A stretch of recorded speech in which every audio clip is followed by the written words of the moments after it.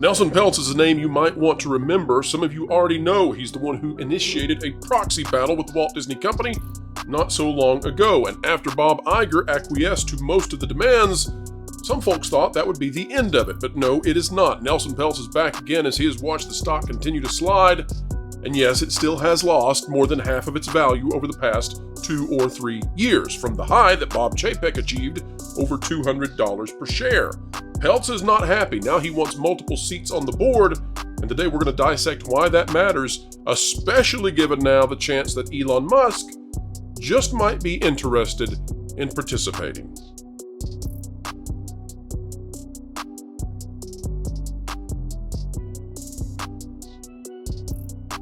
Hello, ladies and gentlemen, boys and girls. Welcome back to the channel, where we continue to explain entertainment and keep you ahead of the culture curve. We do so with a dosage of truth that the heavy dose pixie dusters just can't stand. But here we are, still standing and still doing so because of you. Thank you so much. And if you wouldn't mind, consider clicking that like button. Today we're talking about the new proxy war that is going to take place with Walt Disney Company. We're almost certain. Nelson Peltz and the Trian Group, they're not happy, they're mad. And now they may have another ally beyond just Ike Perlmutter. No, we don't know if George Lucas will weigh in, or maybe Michael Eisner, or any of those other fellows. We don't know how the institutionalist will respond. But Elon Musk seems, well, personally angry at Bob Iger, and that means things are very interesting when it comes to how this may play out. Would Elon Musk be willing to throw some cash towards Nelson Peltz? We don't know. We don't know at all. And then what would be the domino effect there? Would other companies come to the aid of Disney?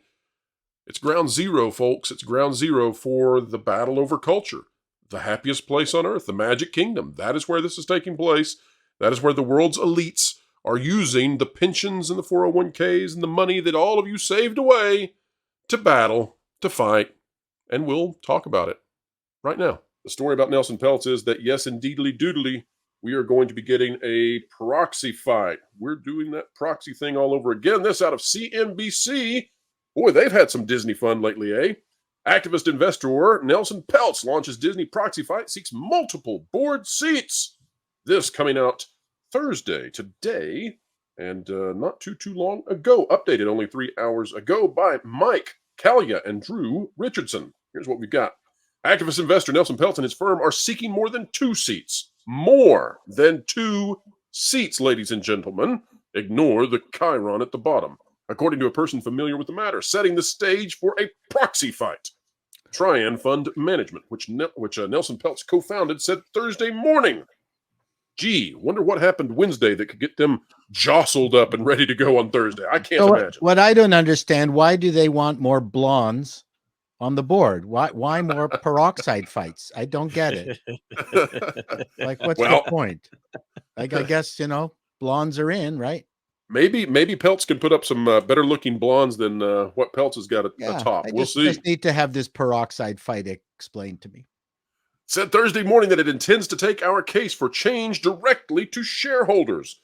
Disney, for its part, suggested the proxy fight stemmed from a personal grudge held by one of Peltz's allies, former Marvel boss Ike Perlmutter. Trian said Disney's earlier in the day offered to set up a meeting with the entertainment giant's board, but rejected Trian's bid to join the board, including the addition of Peltz.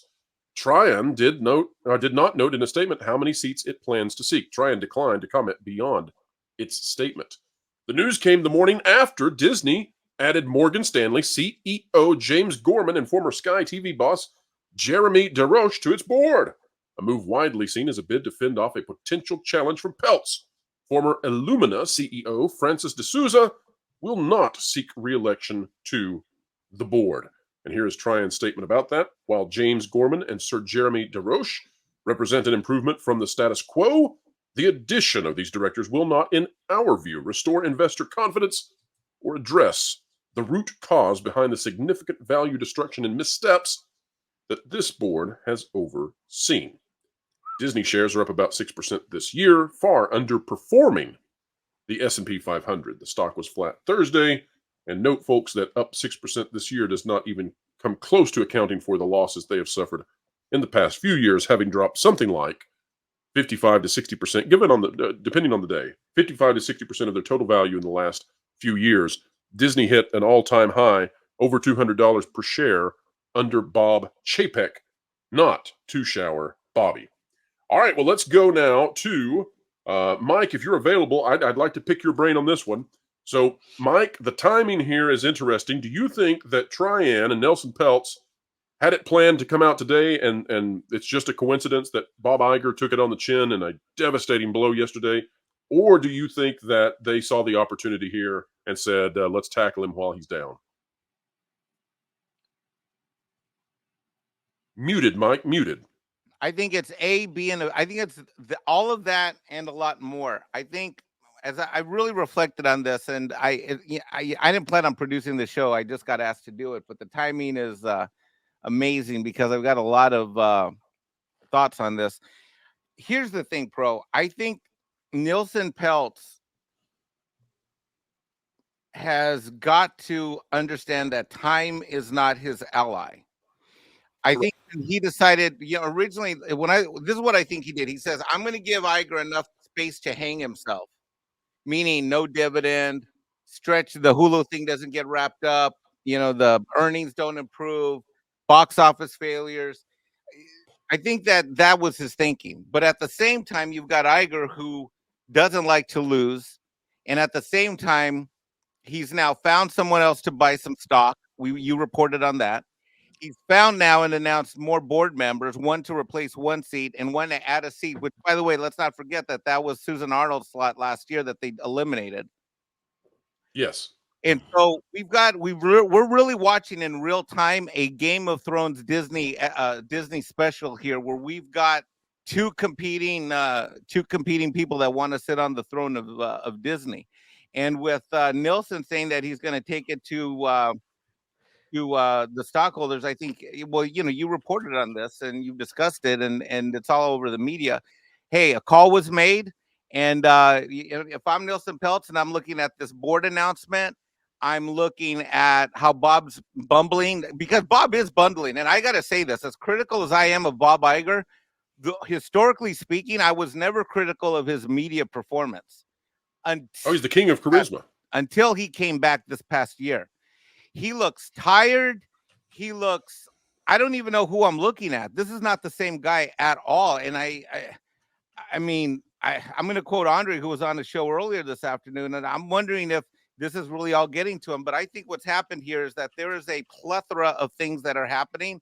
And now we're leading up for the season finale here. And this is very Games of Thrones-ish to what I see happening. Lines have been drawn. Battalions are being recruited, and when Nelson Peltz says he's taking it to the stockholders, hey, send me my proxy card. I'm ready to go. Let's go. Hey, well, since we haven't heard what's happening with the dividend, let's do the proxy card instead. At least you can get some kind of thing from Disney, right? I want to bring on another panelist right now. We're going to bring in Michelle of Force of Light to join us as well. As we discuss now, I think, gentlemen and ladies, that in my viewpoint, it seems to me that this proxy war coming up, is actually where the battle over the culture war is happening. So, there's the political battle, but there's also the institutional battle. And it seems to me that the fight for how we're going to disseminate culture to children in the future is taking place right now with the two sides. Ike Perlmutter is someone who's been heavily connected with the political right. You've got Iger, who is very happy to be associated with the political left. It seems to me that Nelson Peltz is also on the right. And now it's very interesting because Elon Musk seems to be extraordinarily angry at Bob Iger. We're going to play the clip in a moment, but I want to go to the other panelists and ask you all, do you feel that this is sort of where the fight is for the culture war from the elites? Oh, yeah, 100%.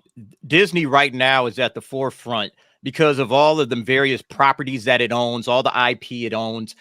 Disney's right there in the middle of all of this. When you're talking about, whether you're talking about sports with ESPN or just news with ABC, they own so much that it's kind of hard for them not to be at the forefront. And then, of course, they obviously own Star Wars, or Lucasfilm, and they own Marvel. So they own the biggest properties where most of the cultural, icons, exist, whether it's sports or news or movies, whatever it is. So, and then they have obviously, a big streaming platform in Disney Plus that a lot of people have. So yeah, Disney's in the center of this, whether they want to be or not. And I think honestly, Disney probably is overextended itself, in regards to how much content it owns. They probably were doing much better when they were just theme parks and kids movies, and that was it.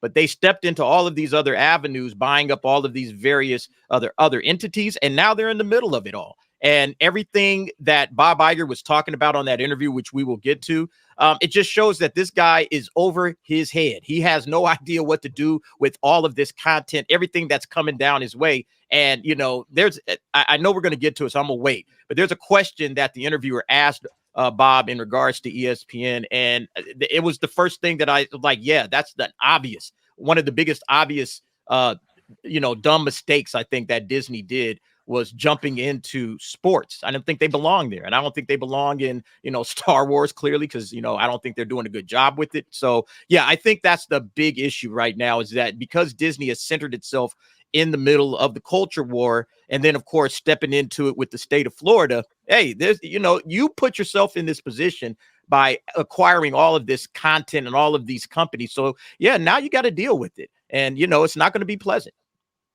Paul, as someone who has been running a highly successful news outlet now for a few days? 2 weeks. 2 weeks. I go to you for the kind of expertise that someone of your pedigree would be able to offer. What do you think about Disney being in the culture war? Is it good or bad for them? And what would you be suggesting to them in this situation? It seems to me that they're in the culture wars on purpose, which is the thing that I don't quite understand. We have talked at length why they have made it more difficult for themselves to make easy cash.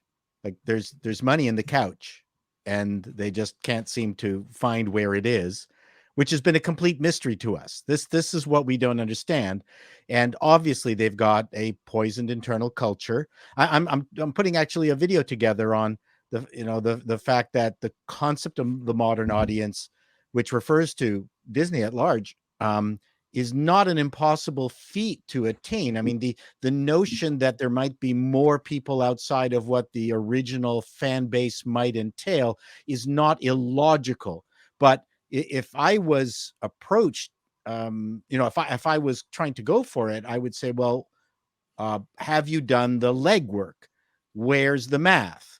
Where are these people? How much is it going to cost to capture them? How long is it going to take to do it?